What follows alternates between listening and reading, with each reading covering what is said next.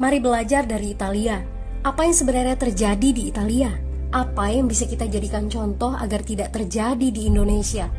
Kreatif konten ini berasal dari artikel warga Italia, dipersingkat dan dilengkapi data agar lebih mudah dipahami. Tahap 1. Kasus pertama diumumkan. Itu cuma flu. Apa pentingnya pakai masker? Orang-orang ini cuma lebay.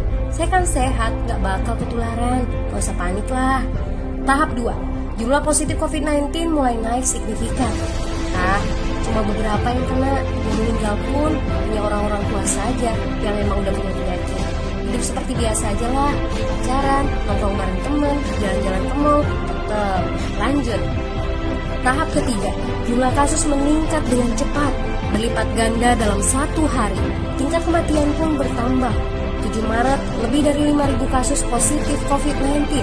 Zona merah diberlakukan di Italia. Wilayah yang dikarantina hampir 25% dari luas Italia. Sekolah dan universitas tutup, tapi tempat kerja, bar, dan restoran masih buka. Sementara itu, 75% wilayah lain masih menganggap enteng COVID-19.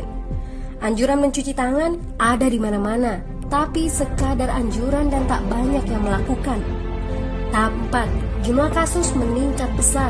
Sekolah dan universitas ditutup selama sebulan. Darurat nasional pun diberlakukan.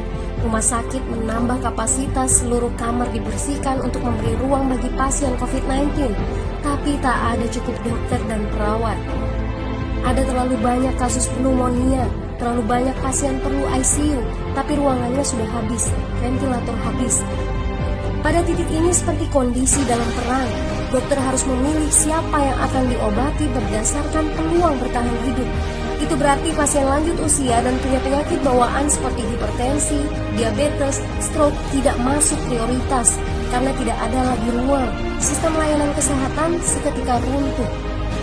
Tahap 5, 9 Maret mencapai lebih dari 9.000 kasus. Seluruh kota Italia lockdown.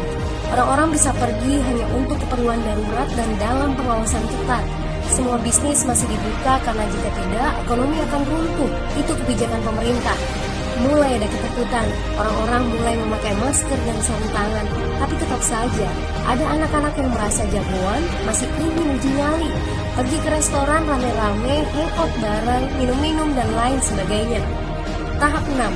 2 hari kemudian pemerintah Italia berubah pikiran. Semua bisnis harus tutup.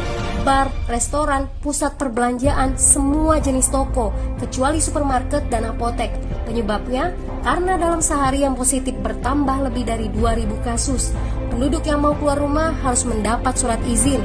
Surat izin ini didapatkan dari pos pemeriksaan polisi yang disebar di berbagai lingkungan. Yang melanggar bisa kena denda 3,3 juta rupiah. Bagi pasien positif yang tidak mau mengkarantina diri, bakal dituntut dengan pasal pembunuhan, hukuman 1-12 tahun penjara. 21 Maret jumlah korban meninggal di Italia terus meningkat melampaui Cina. Sebagai gambaran, luas Italia itu kurang lebih 2 kali Pulau Jawa. Penduduknya lebih dari 60 juta jiwa. Lalu apa yang harus kita pelajari dari Italia? Yuk, mulai dari diri sendiri, mulai dari di rumah aja. Jaga kebersihan lalu isolasi diri dan keluarga. Tidak keluar rumah kecuali sangat penting. Ini saatnya memulai solidaritas. Yang mampu harus mulai membantu yang tidak mampu. Ini adalah bentuk usaha dan doa kita semua. Semoga badai corona ini segera berlalu. Mari memulai kekompakan dengan membagikan informasi ini. Di rumah aja, mari belajar dari Italia.